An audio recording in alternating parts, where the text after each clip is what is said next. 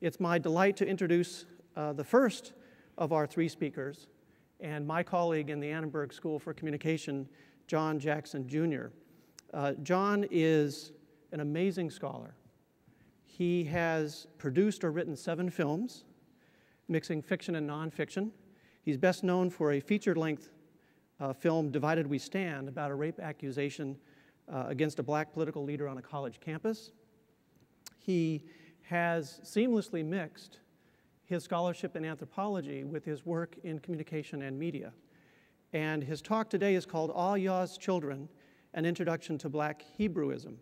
He has appointments both in the Annenberg School for Communication and in the Department of Anthropology in our School of Arts and Sciences. He was appointed in 2006 as Penn's first Penn Integrates Knowledge professor. He came to us from Duke. He holds a BA degree from Howard University and a PhD from Columbia, and does work on racial identity in America. So it's my absolute pleasure to introduce to you John Jackson, Jr. Good to see you. Good morning. I'll have to start by saying that I had the good pleasure of taking part in this event last semester in October, and it was fantastic. I learned a ton. But it was a different project then. I talked about a book that was completely done. It was already out. In some ways, I had my spiel down, right? So I knew I could get them. This time around, I'm going to talk about a project that I'm still in the middle of, and that's often a more difficult thing to pull your head out of and make sense of and articulate to other audiences. So that's a big difference, but I do think it's an interesting topic, and I hope at the end of my 20 minutes, we'll have a nice question and answer session. You can get a chance to sort of push me on some of the things I find most fascinating about this particular topic. Now, before I get into Black Hebrewism, and I do think it's one of these phenomena that's incredibly under-thematized and understudied, both within the academy and beyond. But I first want to get a sense of how many folks, when they were Penn students, were fortunate enough to take an anthropology course or two. A couple of folks around. For those who don't know anthropology, I should probably tell you that it's one of these kind of overly ambitious social sciences that imagines its job is to try to study human beings in any and every way possible, right? Incredibly ambitious project. And usually the way we articulate what our program is to try to explain to people that we're trying to figure out what makes human beings distinctive from every other species on this planet. What makes us different? And in some ways, the way we've begun to cobble together a sense of how to formulate that difference is to break it up into 4 different categories, right? Clearly, there's one thing about us that's different, that's about our actual corporeal reality, about our bodies, right? How they're structured, sort of what's going on physiologically and genetically within them. And there's arguments in anthropology that say, really, the biggest distinction between us and every other species on this planet is predicated on, pivots on, what's going on internally, what's going on biologically that distinguishes us from everyone else. And of course, all the new momentum around the Human Genome Project and what it allows us to see vis-a-vis the body are also just ratcheting that up quite a bit. So the body clearly is one important point of distinction and differentiation. But that's not all anthropologists imagine separates us, right? The other thing that's important clearly is a particular kind of history, what we would call a kind of prehistory of our species that we can only get at by digging it up out of the earth, right? Digging up bones, digging up material artifacts, getting a sense of that kind of long historical trajectory gives us a sense not just of what's different about humans now, but how that difference actually evolved over time, right? This is a big picture notion of time. So that for anthropologists is also important. We call that archaeology, right? Indiana Jones becomes kind of famous sort of marquee idol definition of what a sort of, anthropological scholar looks like. And most of our lives are a lot like Indiana Jones's life, truthfully. It really is. I mean, that's, I'm running around constantly chasing and, thwarting evildoers. But that really is an important subfield for anthropology because we imagine if we get that story right, if we get that historical narrative correct, then we can say a lot about not just where we've been, but also our capacity for future change and evolution. That's important for us. So now 2 big things. Clearly the body makes us different. Some of that history allows us to mark and frame what that difference has looked like and how it's changed over time. But also clearly the other big thing that separates us from everyone else on this planet is the fact that we have this sophisticated facility for language, right? Our ability to communicate far more advanced than any other species on the planet. Now, folks can sort of push back a little bit. We can find ways to distinguish between lesser and more profound other species-based forms of language and articulation. But no one has a kind of subtle and robust sense of semiotic communication that we have. And we use that in anthropology to help us kind of forge or mark out what that difference actually entails and to make sense of what it means to try to come to an answer about what humanity actually is and how we might distinguish it from every other living and breathing creature here on this earth. Now, the fourth area is the area that I specialize in, and that's cultural anthropology. And the argument simply goes, well, clearly, if you want to see where the rubber hits the road around this question about human difference, you got to talk about the ways in which we create our difference by way of our cultural practices. One question I often ask my students is, well, can you find a way to tell me one aspect, one significant aspect of what you think informs your everyday life that isn't in some fundamental way predicated on culture, right, and cultural practice? In some ways, it's a hard thing to do. Usually they say things like breathing or walking, and we can push back and sort of, in some ways, nuance that as well. But the key, I think, is to recognize if we take culture seriously as one of the things that makes us special on this planet, then we realize we have an incredibly large nut to crack to figure out exactly not just how culture developed over time, but how we explain all the differences, all the variations between cultural practices, right? And so for me as a cultural anthropologist, my job is to bring anthropological questions to bear on the kinds of cultural practices I'm interested in studying. And what we do is simple, right? We look at what people are doing and we listen to how they talk about it, right? We're trained to be very supple, very sensitized listeners. And if we listen closely enough and long enough, we imagine we can get a sense of what the story is behind cultural production that'll help us make sense of some of the way we answer the question about human difference. And that, for me, is a kind of fundamental way to think about what the anthropological project is. And the story of Black Hebraism, at least right now, is my current anthropological preoccupation. And I'm preoccupied by it because I think so few people understand its significance. Its significance not just in terms of these broader brush questions about what it means to think about humanity and human possibility, but even just more specifically, how do we understand American history, African American history in a US context without taking seriously this interesting story? And the way I think I'll frame the story really briefly here is to start in Chicago in 1967.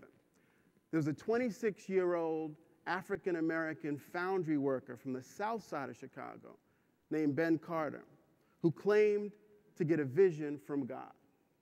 And actually, it was less a vision than a voice, the angel Gabriel's voice.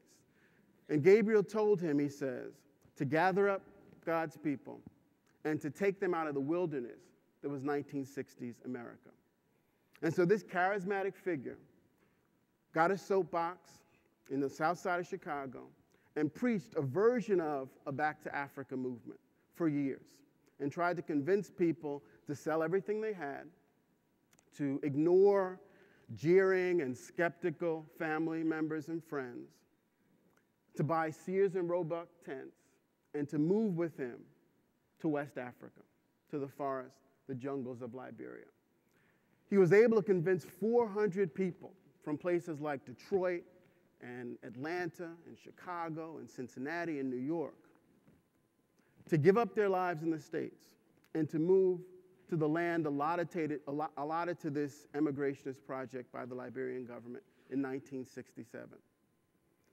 When they got there, these were folks who didn't know anything about, cooking food without stoves or storing and refrigerating food without the comfort of electricity.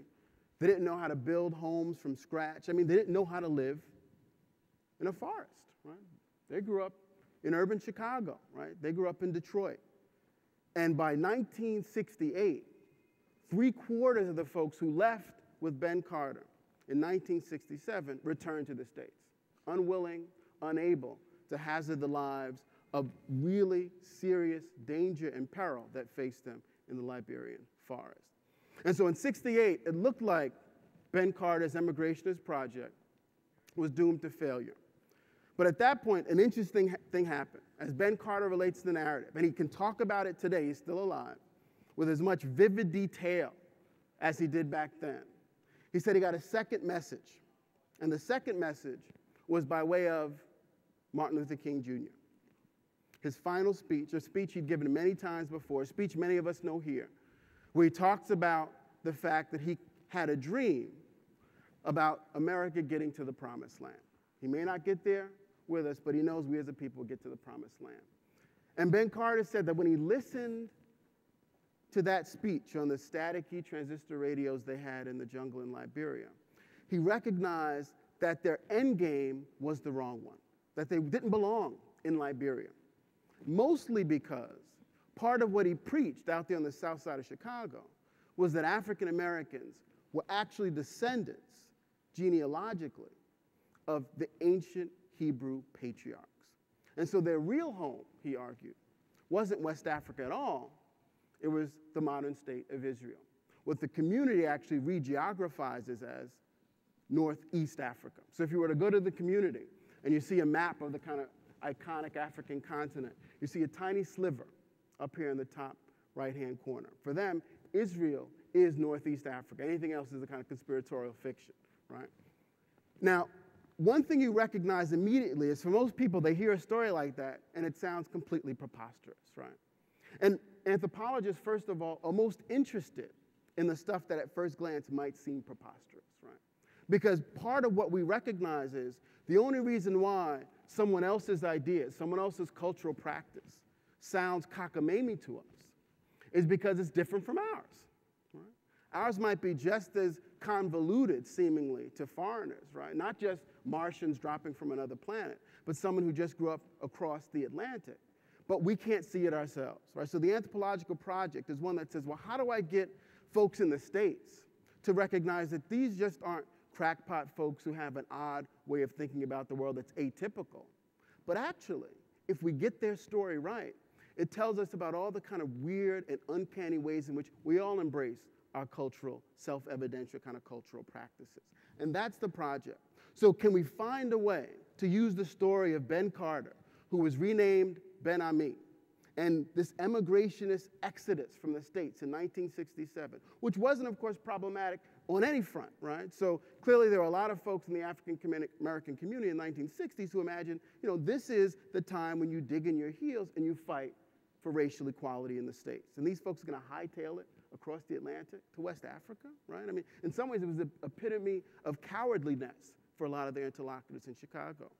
But what I want to say is what's interesting about his story is that to really make sense of it, to properly contextualize it, actually, I would argue, can help us to reimagine questions of diaspora, what we think diaspora communities are, notions of American religious history, right, and the aspects of that history we tend to highlight, and also in some important ways, our own idiosyncratic investments in identity, different kinds of identity, ethnic, racial, gender, religious, right? There are all these ways in which these big ticket identity categories in some ways are only understandable to us, I would argue, only intelligible at all, if we recognize that just because some people might argue they're not real, right? One of the big discussions going on in the academy right now is that race is a social construction, right? I just got back from a big conference in Oregon called Racial Formations, 25th anniversary of this book produced by Michael Omi and Howard Winant, which basically argue that race isn't real in any biological sense, right?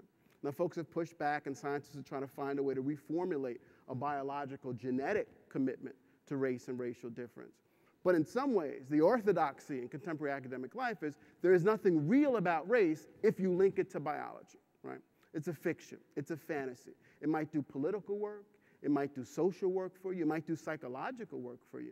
But it doesn't do the biological work it was imagined to do in the 19th century when it was institutionalized by the sciences.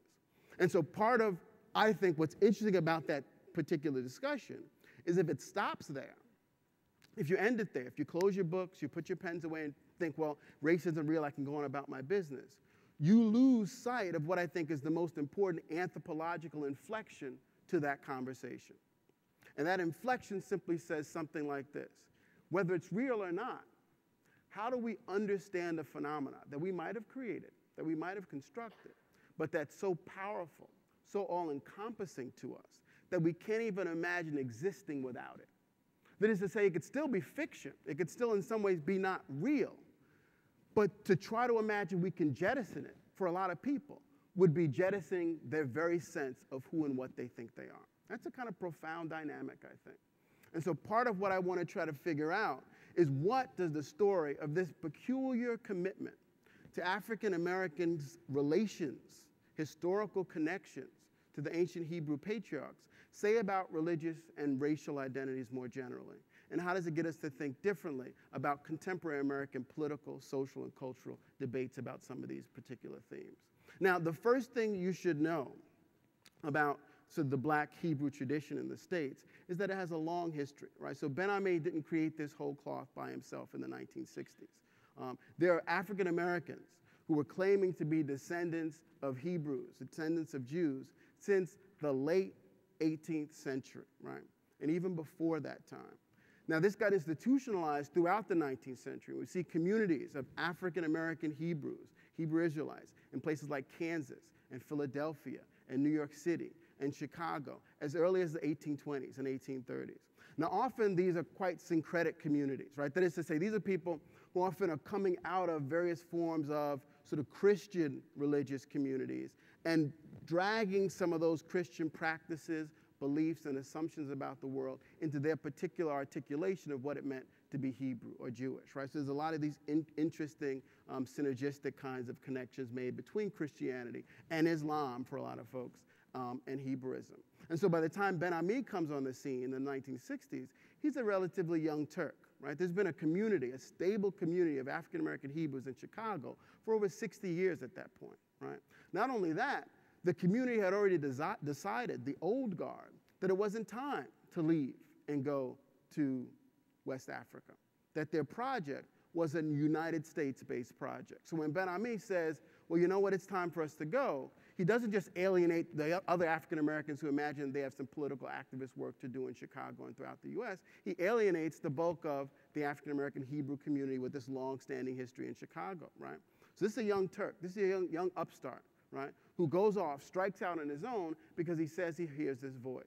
Now, the other part of the story that, for me, I found incredibly fascinating was that there are so many different versions of African American commitments to Hebrewism, right? So this was a particular version that got Ben-Ami mobilized to take those people to first Liberia in 1968, and then after hearing Martin Luther King Jr.'s speech, to the actual promised land for people who imagine themselves to be descendants of ancient Hebrews, Northeast Africa, right? What they would call Northeast Africa, which is the modern state of Israel. And they've been in Israel since 1969. Now, even if you just look at the numbers, right?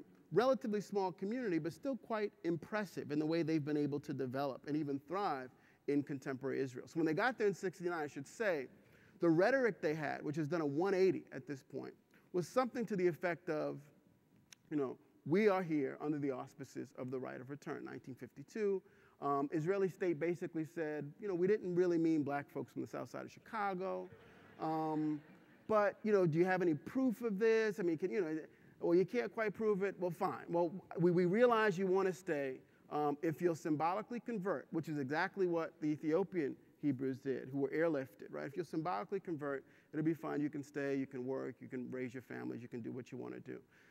But when the black Hebrews from Chicago got to Israel and had this decision, there was a fork in the road, right? So they could convert, but they imagined converting meant they were conceding to the assumption that they weren't already Hebrew. And it was a bridge they were demanded that they would not cross, right? They refused to cross it. And so basically for the next 30 years, you have this stalemate. And the stalemate had real specific material effects on this community, right? So when they get there, they're temporary residents, which mean you can stay for a while, but you can't do things like work, right? You don't get benefits from the state. But they were demanding the right to build a community for themselves. So what it meant was throughout the 70s, throughout the 80s, these 100, which became 200, eventually 300 and 400 African-American emigres in Israel would strike out and work illegally off the books, often doing things like building homes for Bedouin in the deserts, right? Israel was demanding these nomads find places to live so they can find them and tax them and all these kinds of things. And there would be sting operations. The Israeli government would find out where they were going to work illegally, find them, catch them, deport them, send them back to the States. And time again, by hook or by crook, as they say, they found a way to make it back into Israel. And so by the contemporary moment, the first time I visited the community in southern Israel, in the Negev, which is where they're located, was in 2006. And the initial group of 100 had ballooned to something like 3,500, right, some 40 years later, a little bit less than 40 years later. They've had 1,000 births alone in Israel over that time period, if you could imagine that. And this small community that started from this vision, the angel Gabriel's voice, in 1966 and 67 in Chicago, has created this interesting transnational spiritual community across 4 continents, right? So they're saints, as community members are called, throughout Israel, throughout West Africa and North Africa, all throughout the Caribbean, Central and South America, and of course all throughout the United States as well, even in Australia as of now, and Europe. And what they're able to do, I argue, is to find a way to carve out space for their own particular version of what it means to think about African American spirituality. Now, I first came to this community doing research in the 1990s with a completely different branch of the Black Hebrew tree. This is a branch in New York City that actually reckoned identity very differently, right? And I'll give you sort of a quick schematic discussion of how these two groups are distinctive. So the group I studied in the 1990s also imagined African Americans were descendants of ancient Hebrew Israelites. Now, not only that, they had a particular way of representing the transatlantic slave trade, right? Slavery for them was quite specifically and emphatically African pagans and Arab Muslims selling Black Hebrews into slavery, right? That's their understanding of the Middle Passage, right? Again, very idiosyncratic, very specific, right? An alternative revisionist history, right? That very few other people on the planet would agree with, right? But that's the way they understood themselves. Not only that, but they understood, this is where the interesting ways in which people reformulate notions of race and identity come into play most emphatically here. Not only that, but they understood their difference as Black Hebrew Israelites to mean that they had a diaspora, right, which included indigenous peoples throughout the Americas, but it was a diaspora with no recourse to Africa at all, right? Not geologically, not genealogically, not symbolically, not historically. For them, Africans were different people. Africans were Hamites, they were Hagarenes, they were Cushites, they were Ishmaelites, but they weren't Israelites. And that difference for them was a fundamental, irrefutable difference. A line couldn't be crossed, right? These were different peoples, right? That's a profound way to think about alterity. Not only that, when I would go to their nightly meetings in New York, this other version of Black Hebrewism, they would talk about African cultural difference all the time, right? And when you listen to them, you realize at their best, or maybe at their worst is the best way to put it, they could put, the worst Grand Wizard of the Ku Klux Klan to shame in terms of the way they talked about African cultural difference, right? These are folks who imagine Africans in every way, shape, and form were a different kind of people than Black Hebrews. Now, you put that in conversation with the group currently in Israel, and you'll see why these two groups have very different understandings of what it means to think about themselves as Hebrew Israelites. So the group in Israel right now not only redefined, remember that map I had on the board, not only redefined Israel as Northeast Africa, right? But they've also renamed themselves the African Hebrews of Jerusalem, right? So for them, it's not mutually exclusive, these categories of Africanness and Israelness. In some ways, Israel and Hebrew identity is just a subset of this notion of African distinctiveness. For the group in New York City, they're diametrically opposed to one another, right? Which is part of the reason why these two groups don't get along at all, right? I mean, there's no common ground between these two communities, no conversation to be had. And so what I'm interested in is how do we make sense of this particular, maybe idiosyncratic understanding of race, spirituality, and for me, the other part of this is a kind of ethnobiology. Their end game as a community, they're most famous for two things. They're most famous for this Hebrew singing gospel choir that tours the world, incredibly good at what they do, incredibly popular throughout Europe. But in the States, they're most famous for a chain of soul food, vegan restaurants. Now already you should imagine that should sound impossible. Soul food, vegan restaurants, right? But they're able, not only are they able to pull it off, I would argue they have quite impressive quality control. Tastes the same in DC as it does in Chicago, as it does in Israel and London, everywhere else. And part of what is interesting to them is to try to prove to African Americans, empirically in a sense, that their program is right, their project is right, by starting on the front of biology and health. And so what I tell people is they are fascistically healthy in this community. Haven't always been. This has evolved over time. But the entire community is vegan, right, by fiat. Not only that, they have periodic colonics, mandatory exercise. I mean, they really take seriously this notion of the body. And their commitment to veganism, right, what grounds this transnational entrepreneurial enterprise, this soul veg restaurant, is their idea, their belief, that if they can prove to African Americans that their cultural practices are dysfunctional, including the way they eat, they might be able to convince them to reimagine what kind of cultural practices and belief systems might be most operative and useful and productive for them in the contemporary moment. And so there are two parts to this. One part simply says, we left the United States because the United States is culturally pathological, right? It's kind of almost like a cultural poverty argument, right? So everything there was bad. We needed to, in some ways, sever ourselves from that cancer, right? We need to recreate a culture from scratch, right? One of these kind of classic revitalization movements. At the very same time, however, they're still invested for a whole bunch of reasons in what's going on in the United States. And so for them, the way they begin to make inroads is in the question of contemporary health issues.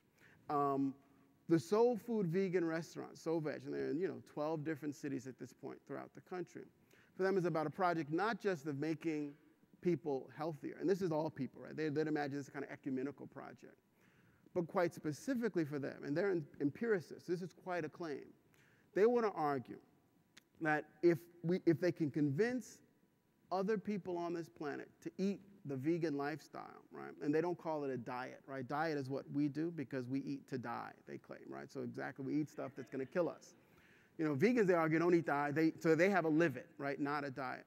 But for them, the whole point is to say, if we can get people to change their understanding of what it means to eat and to eat in a more healthy fashion, it'll allow human beings on this planet to live a lot longer. Now, ultimately, they want to live forever, right? Not in some sort of post-millennial moment, right, when the Mashiach comes. They want to live forever now. And they imagine, with their own sort of particular rereading of early 20th century medical science, people like Alexis Carrel, very controversial figures, some of whom have had their claims already debunked quite emphatically and I think obviously. But they want to imagine that veganism is the beginning of the key to a kind of immortality, to life on earth forever.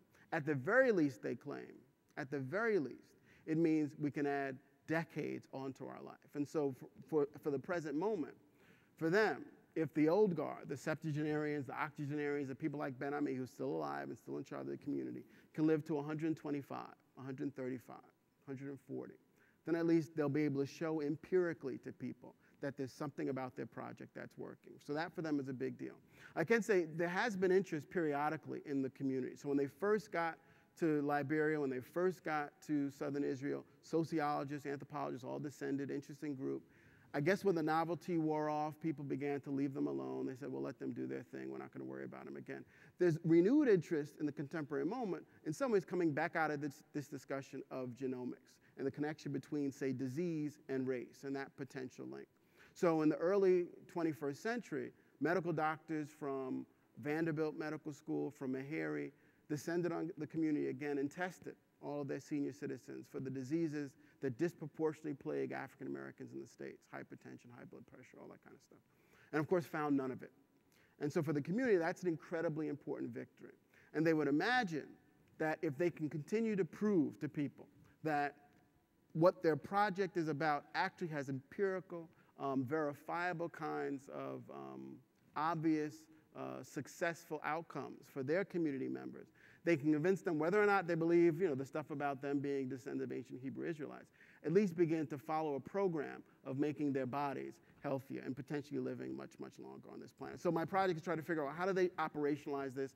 How do these restaurants create a form of transnational community that allows them to use new media technology, use their own sort of particular rhetorical skill to get the message across? How effective is it? And how are they able to maintain this kind of, four-continent transnational community in all its glory in ways that I think are quite interesting and indicative of some of what makes, I think, human beings quite special as a species. So that's it.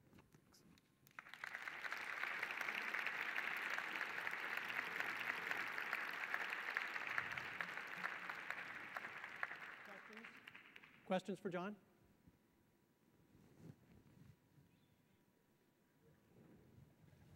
My name is Reverend Art Brown. I'm here in D.C. from Philly. But I just want to, not a question, but I just want to let you know that folks know there is a restaurant in D.C. called Everlasting Life.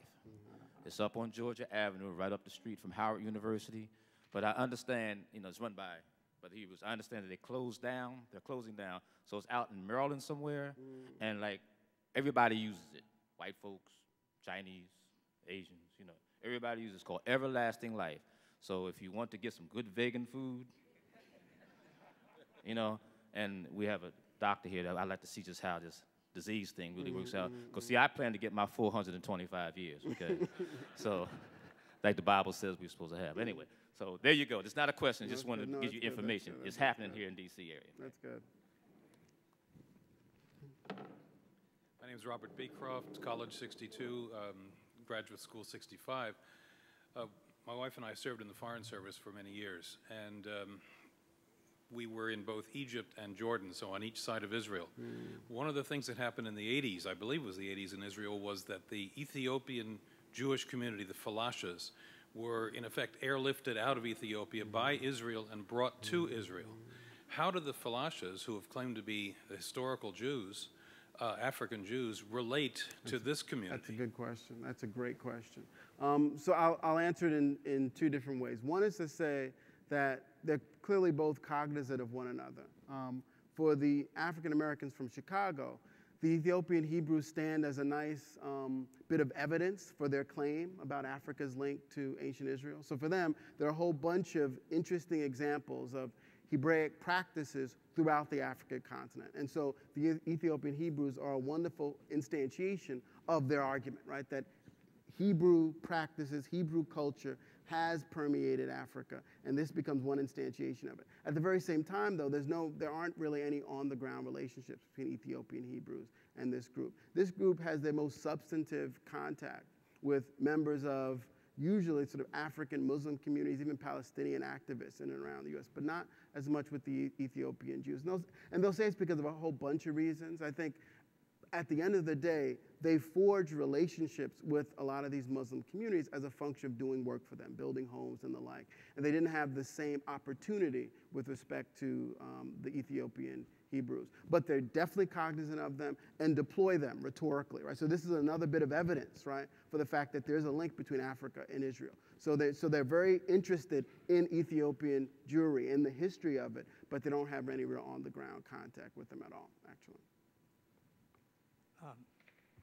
I'll go over here and come back. My question relates to the ability of a tradition to carry on, to attract children and grandchildren.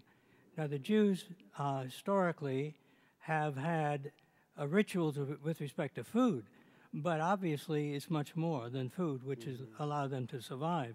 Now, here, where we have such a concentration on soul vegan, it seems to me the passion and the vision of a rich tradition is kind of constricted. So how do they expect this to go on and on? That's a good question. I think what they imagine is that the more people, I think one thing I found fascinating before my first trip to Israel was, people, a lot of family members were saying, you're going to be safe, are they going to be fine, where are they? It was actually when they were doing one of the Gaza Strip pullouts. So it was a particularly sort of political and politicized moment at the time. And I remember thinking, my biggest concern as an anthropologist by training means you're an omnivore, right? because everywhere you go, you got to be able to eat the local cuisine, right? It's the, the biggest form of insult to not be able to eat what's offered, right? So I say, I can't restrict my diet at all because I'm an anthropologist, right? If I did that, that would jeopardize my work. So I was most concerned about the fact that I thought I'd have to, be there for an extended period of time and be subjected to vegan food, right? How would I pull that off?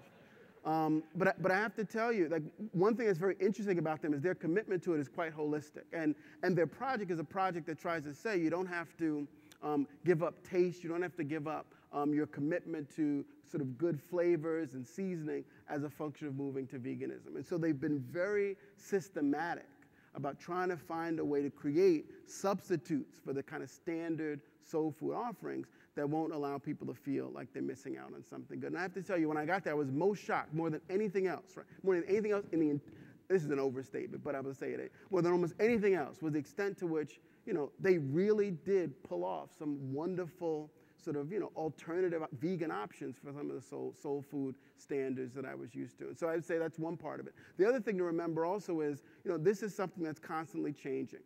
And, there's a story in the fact that Ben Ami notoriously had an incredible sweet tooth. And the one thing he could not give up is he could not give up ice cream.